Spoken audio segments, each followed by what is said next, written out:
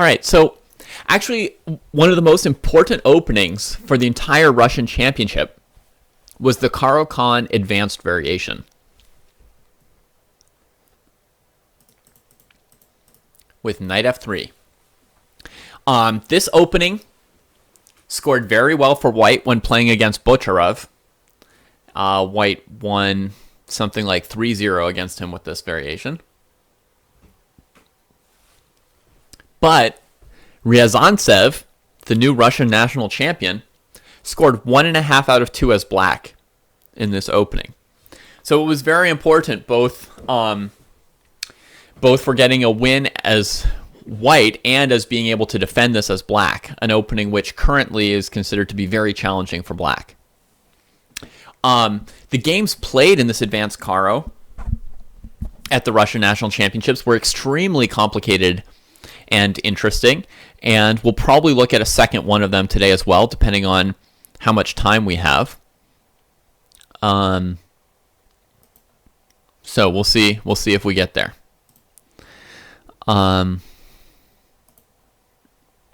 right, so far so normal. H6 is played essentially just in order to deal with knight h4 by playing bishop h7 and keeping this bishop.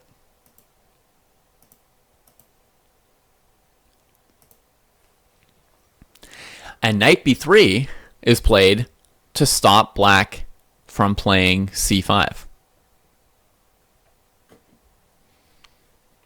Often coupled with a4, a5 controlling this square, or bishop e3 controlling this square. There's a few different ways this manifests.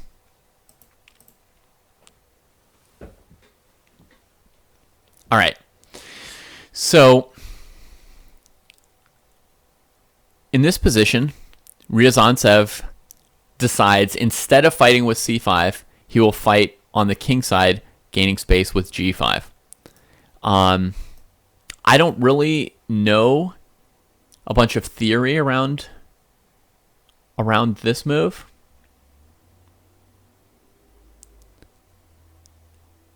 Presumably, it has some issues.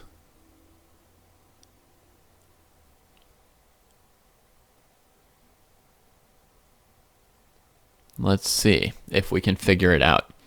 It'll often be because of tactics along this diagonal, since you've spent time bringing your bishop out here, but then suddenly you can't control this diagonal.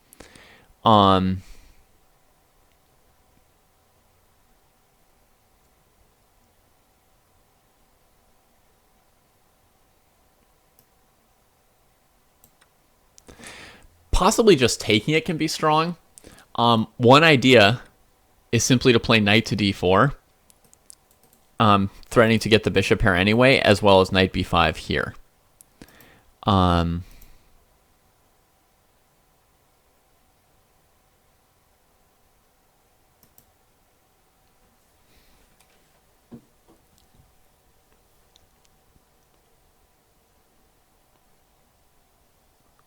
Yeah, if black wants to stop knight b5, they can't even move this knight to cover f8, because then knight takes f5 is even more brutal. So they would have to play a move like a6 now.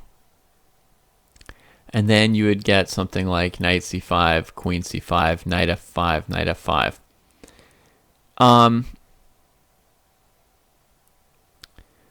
I would say that this position's not terminal for black, so I don't think this is the refutation.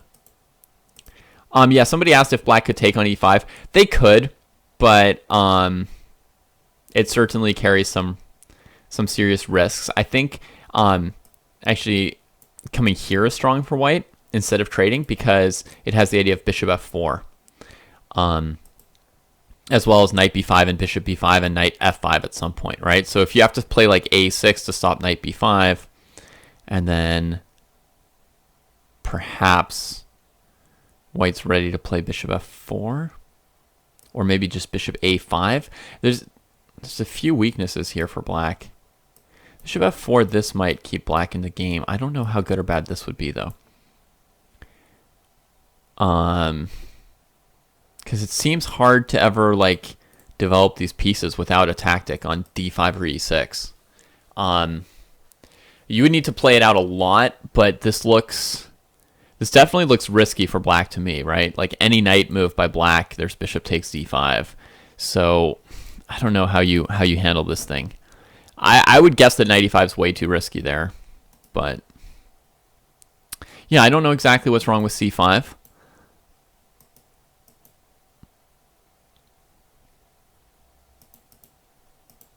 These two moves make sense, and a6 makes sense. So up to here seems illogical, but I don't see anything really strong for white now. Maybe bishop b4 would be annoying, with the idea of lodging the bishop on d6, and also of maybe doing this and this in some cases. So you get control of the diagonal here probably. Because if they try and defend c5 with knight g6, then knight f5 is good. So knight b3. Can maybe throw in bishop d6 even.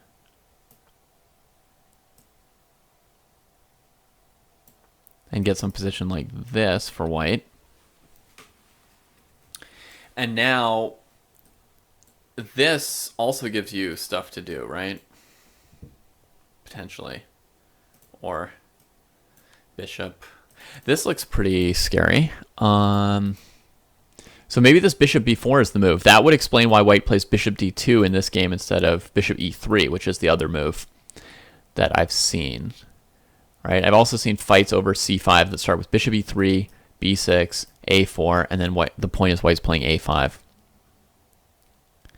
Yeah, the position, and I don't know if I got this accurately, but the position where white gets the bishop on d6, this position, I didn't think very carefully where to put the queen, but it really doesn't matter, because this position, wherever this queen is, this is going to be atrocious for black.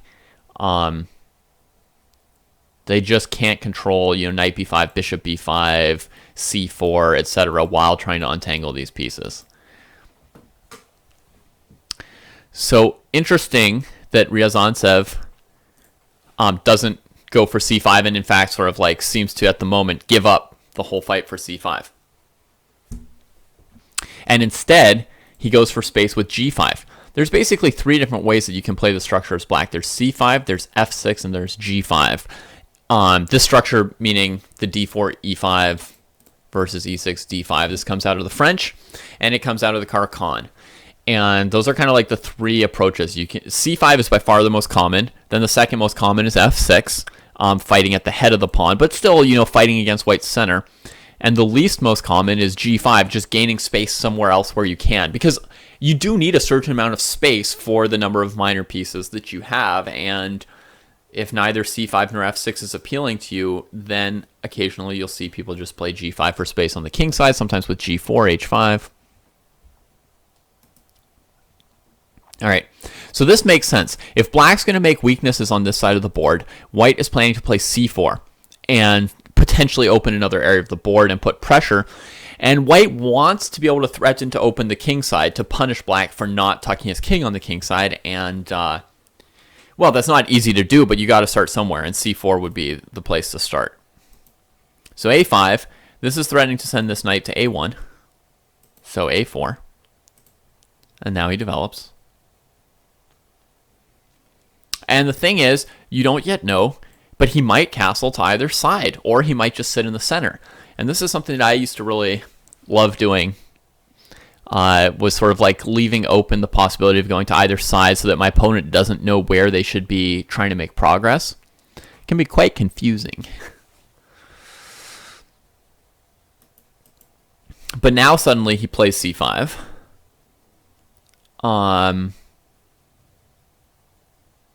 As soon as white brings the knight back to e1. That's really crucial to him playing c5. I think if white played a move like rook to e1 here, you would not see c5 yet from black. So the idea with knight e1 is to maybe also play f4. And it is a normal maneuver in this advanced variation as well. But it seems to give him a pretty decent chance to just play c5 here. Maybe white was afraid that eventually he really needed to play this move f4 against the space that black had with g5 and the possibilities of attacking this pawn either from f6 or from c5 to try and weaken the e5 pawn. But in any case, this c5 move seemed to work out for black. If white takes, then this might be one position where potentially black could grab on e5 with the bishop. And then, knight f3 to defend h2. Probably even grab b2 and then send the bishop home. Because now you can obviously castle as black. And white's pawns on the queen side don't look that great. And you have all of this in the center.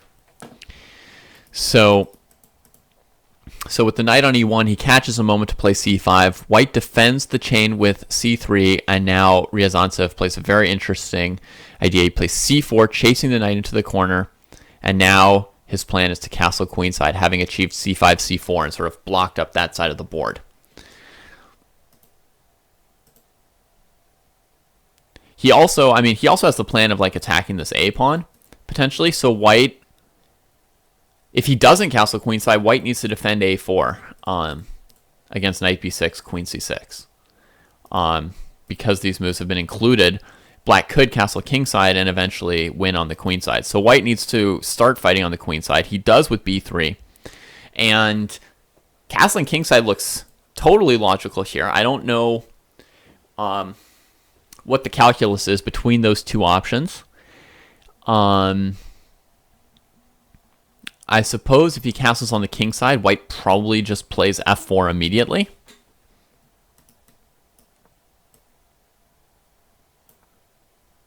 Like so. And I guess he's forced to just make concessions on the king side immediately in the face of this move. So that might be why he didn't want to castle king side. G4, bishop takes g4, and gf, bishop f. And it will not take white long to make some threats on the king side, actually. So, there's just a limit to how many pieces black can get over to the king side since it doesn't look like he has f6. So he was afraid of putting his king there, probably, and instead castles here. White will be able to open up one semi-open file on the queen side, but he feels like he's so strong here with his space and his control over c4 that he can just tuck the king there and then hold the queenside space. And strikes with the other side. So now he's played c5, he's played g5, he's played f6, he's played every single move for black. The white knights just don't have the space right now to be really aggressive.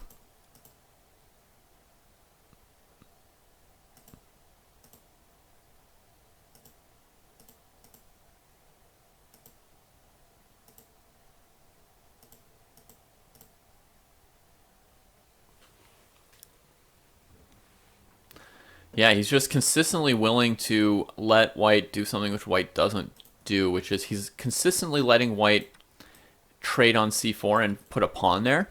And normally the way you would approach it, you would think that you would approach this position is that like you want to have like enough pieces to always take back on c4 with a piece and keep c3 weak. But I think the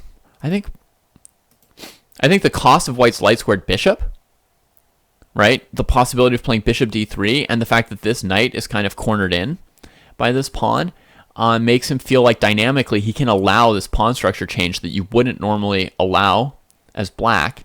He can get to this point and then he can probably play like e5 quickly and just play the open position with his bishops. So that was a very interesting thing, which I haven't seen super often. The playing this by allowing white to always to fill c4 with the pawn if he wants to. So the game continues and is quite complicated. This move is super sweet, so I'm just going to draw attention to it for a moment. The point is to keep the knight from coming to a3 and fighting for this pair of squares, which is like the outpost and the key pressure point. So he wouldn't want white to take on c4 and trade knights and force him to stuff it with a pawn if white keeps the light squared bishop, I'm pretty sure. So I think that was really like an only if I get the unopposed light squared bishop afterwards kind of scenario. So he plays bishop e7 to stop knight a3. This is exactly the kind of long maneuvering game that a lot of French players love to get. And now you can see Black trades on b3 himself here because with rook to a1, White's forcing through knight a3. So he prevents it by playing knight to c4. And now bishop c1, still trying to come to a3. But it can still be prevented with queen c7 with the threat to the c3 pawn. And now Black's locked in the kind of positional situation that you normally will see Black players striving for in this queenside scenario, where they keep c4 as an outpost and c3 as a weakness. And yeah, it's kind of dreamy for Black, but still just super complicated with possible play on the b file and opposite side castled kings. You know, a very, very intricate position where I think there's plenty of room for a grandmaster to make a mistake on either side. And this is like key. It's hard for him to try and just like straight up break through on the queen side with his king there. So he wants to see if he can do anything on the king side, having used c4 perhaps more. So you can try to win on the c file, let's say, or you can just use your control over c4 to slow White down on that side of the board and then try to eventually find your play on the king side. And he's now got all his pieces have found enough space to be well coordinated, and he can go for kingside stuff. So this is very important. Attacking h2 forces some kind of pawn weakness from White, and depending on how White plays there,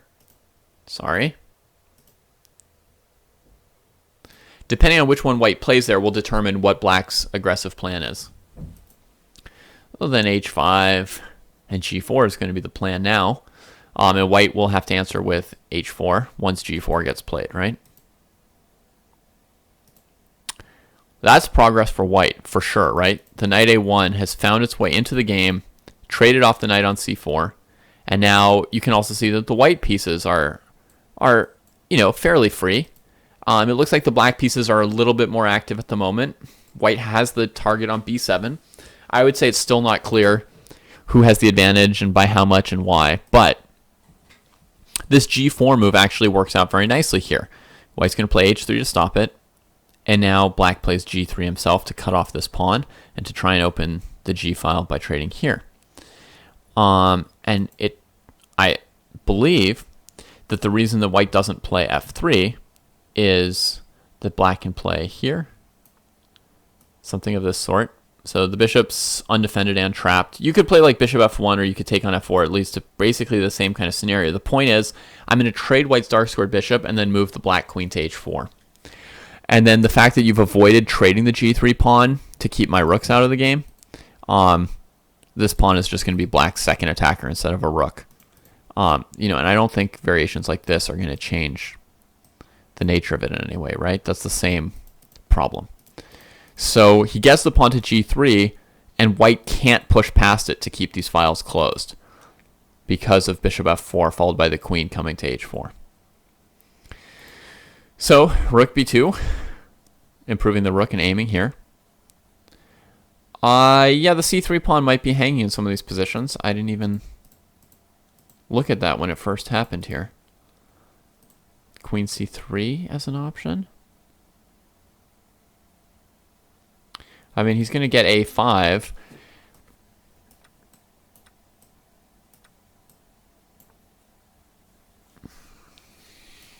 Here. Could do this to try and stay ahead of pawn by then having a4 to capture.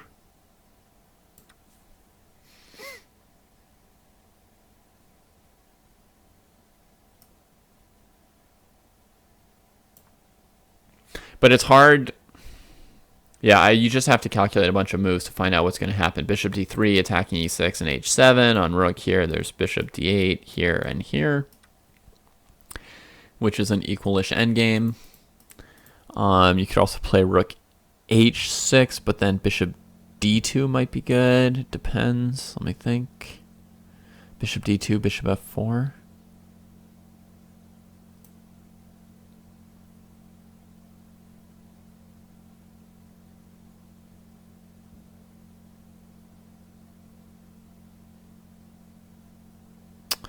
Yeah, I don't know. It's playable. It's certainly playable for black. Yeah, it is something that has to be calculated at every move. That black could consider going for queen c3. And after a queen trade, a lot of those strategic factors around the king safety are going to be less important. And so it's really going to be a matter of like, does black end up a pawn or not? I think that's pretty much like the main question to queen c3, which is available every move. What black did here definitely seems super strong, opening up the g file like this. And by trading the f-pawn, he also gets this square for his bishop, and he comes into this square before white can play like bishop f3 or something. And now with the activity of the black bishops, and therefore the superior coordination of the rooks, mainly because of the activity of the bishop, and two files to work with, it seems like this middle game is worth more than being up a pawn in an endgame. I mean, I think at this point it was clear that black was pretty much winning. But, so I like what he went for. But, yeah, they're at move 35 now. So, potential time trouble. So, g2, pretty much indefensible at this point, with or without a queen trade.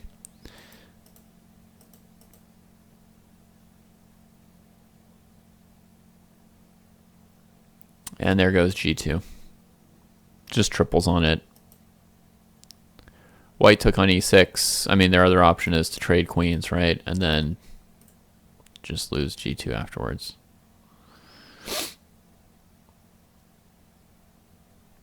The only way to defend this would be to move the bishop off of that diagonal. And then black can go rook g4. Bishop g5, bishop g3, and take h4. So I like the way he played this, just keeping like complete control, keeping his bishops super active and dominant, and not allowing any counterplay, and just really emphasizing that activity. So white took on e6, but then rook g2, and it was over. So that is how Riazantsev won with black in the final round in this critical variation of the Caro Kann to become Russian champion 2016. He was tied for first place going into this round with a couple players only half a point behind him. I don't know if I've got the standings up anywhere, but with one player tied for first with him and at least two players half a point behind. Even a draw, he would maybe share first place, maybe not. And, he was in this variation, which is really dangerous, considered really dangerous for black. And he managed to win a game as black in this line against Dmitry Jakovenko, who's, a strong 2,700 player. So I think this was like a super interesting and impressive game by him.